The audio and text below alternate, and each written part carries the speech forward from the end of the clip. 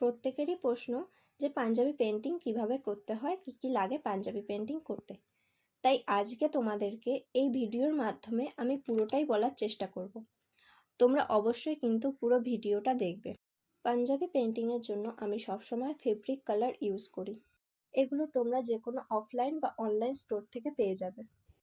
Camel, polo, Fabrica যে কোনো ব্র্যান্ডেরই তোমরা ইউজ করতে পারো। এগুলোর মধ্যে কিন্তু কালার মিডিয়াম মিক্স করে নিয়েই ডিজাইন করতে হবে। এগুলোর মধ্যে তুমি যদি কালার মিডিয়াম মিক্স না করে ডিজাইন করো তাহলে কিন্তু কালার উঠে যাওয়ার সম্ভাবনা রয়েছে।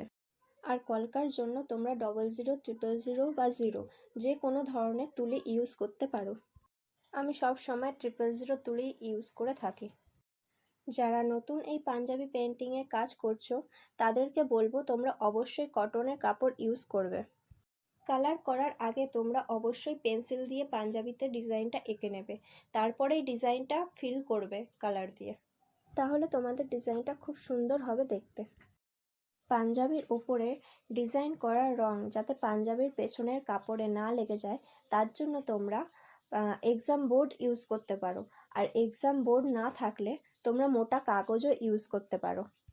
কাজ করার সময় তোমাদের কিন্তু খুব সাবধানে কাজটা করতে হবে যাতে রংটা কোনো জায়গায় ছড়িয়ে না যায়। কলকা করা কমপ্লিট হয়ে গেলে তোমরা কিন্তু পাঞ্জাবিটাকে আয়রন করে রাখতে পারো।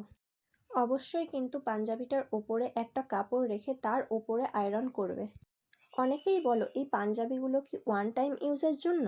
এই পাঞ্জাবিগুলো কিন্তু তোমরা বছরের পর বছর এই রকমই রাখতে পারবে যদি তোমরা ভালো করে এগুলোর যত্ন নাও। এই পাঞ্জাবিগুলো ভালো রাখতে সবথেকে বেস্ট পদ্ধতি হলো ড্রাই ওয়াশ। তোমরা যদি ড্রাই ওয়াশ না করতে পারো তাহলে তোমরা শ্যাম্পু দিয়ে হালকা করে জল দিয়ে ধুয়ে নিতে পারো।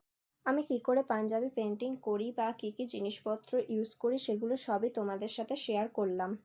তোমরা অবশ্যই জানিও এই ভিডিওটা তোমাদের কতটা হেল্পফুল হলো।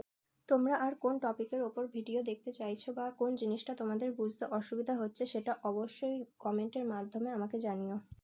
আর আমি নেক্সট ভিডিওতে তোমাদের সেটা বলে দেওয়ার চেষ্টা করব। এই ধরনের পাঞ্জাবি যারা কিনতে চাইছো তারা অবশ্যই ডেসক্রিপশন চেক করবে। সেখানে আমি আমার ইনস্টাগ্রাম অ্যাকাউন্ট লিঙ্ক এবং ফেসবুক অ্যাকাউন্ট লিঙ্ক দিয়ে রাখবো, তোমরা সেখানে আমার সাথে যোগাযোগ করতে পারো।